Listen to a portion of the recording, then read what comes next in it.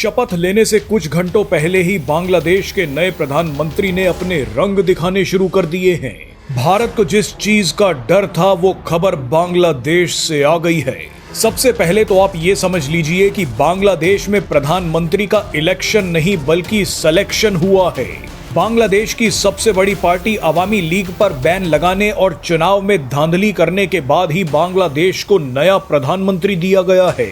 आप सोचिए कि अगर अमेरिका में डेमोक्रेटिक पार्टी को चुनाव ना लड़ने दिया जाए, ब्रिटेन में लेबर पार्टी को बैन कर दिया जाए, भारत में कांग्रेस या बीजेपी को चुनाव में हिस्सा लेने से रोक दिया जाए, तो क्या इन देशों में प्रधानमंत्री और राष्ट्रपति चुना जा सकता है?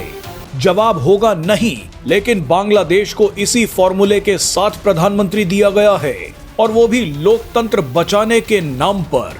बहरहाल अब आते हैं सबसे खतरनाक खबर पर। बांग्लादेश को रिमोट कंट्रोल वाला प्रधानमंत्री मिल गया और उस प्रधानमंत्री ने अपनी वफादारी दिखानी भी शुरू कर दी है।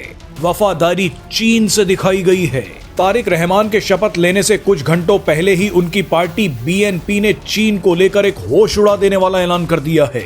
चीनी विदेश मंत्रालय द्वारा तारिक रहमान को दी गई बधाई का जवाब देते हुए बीएनपी पार्टी ने बाकायदा सोशल मीडिया पर इसका ऐलान कर दिया। बीएनपी ने कहा कि बांग्लादेश चीन के साथ ट्रेड, इन्वेस्टमेंट, इंफ्रास्ट्रक्चर और कनेक्टिविटी के क्षेत्र में तेजी से आगे बढ़ेगा।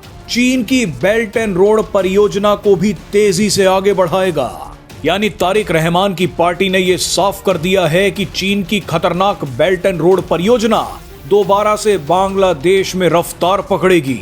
आप ध्यान दीजिए कि पीओके और बलूचिस्तान में चल रही सीपेक परियोजना भी बेल्ट एंड रोड इनिशिएटिव का हिस्सा है। खतरे की बात यह है कि मोहम्मद यूनुस कुछ समय पहले चीन जाकर एक खतरनाक आइडिया देकर आए थे। उन्होंने चीन में बैठकर कहा था कि अगर भारत के नॉर्थ ईस्ट राज्यों को काट दिया जाए तो चीन को सीधे बंगाल की खाड़ी तक एक्सेस मिल सकता है।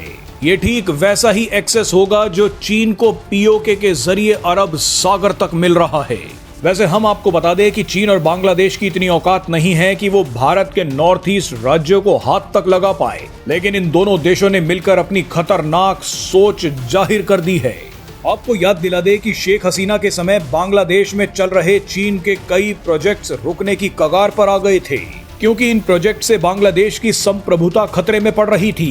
बांग्लादेश कर्ज के जाल में फंस रहा था। इसके अलावा शेख हसीना ने बांग्लादेश के साथ साथ भारत के हितों का भी ध्यान रखा था। इसका सबसे अच्छा उदाहरण तीस्ता नदी पर बनने वाला बांध था। चीन लगातार शेख हसीना को लालच और धमकी देता रहा कि तीस्ता नदी जब भारत से बांग्लादेश में प्रवेश करती है तो हम तीस्ता नदी के बांग्लादेश में प्रवेश करने वाले स्थान पर एक बांध बना देंगे, इससे बांग्लादेश को फायदा होगा।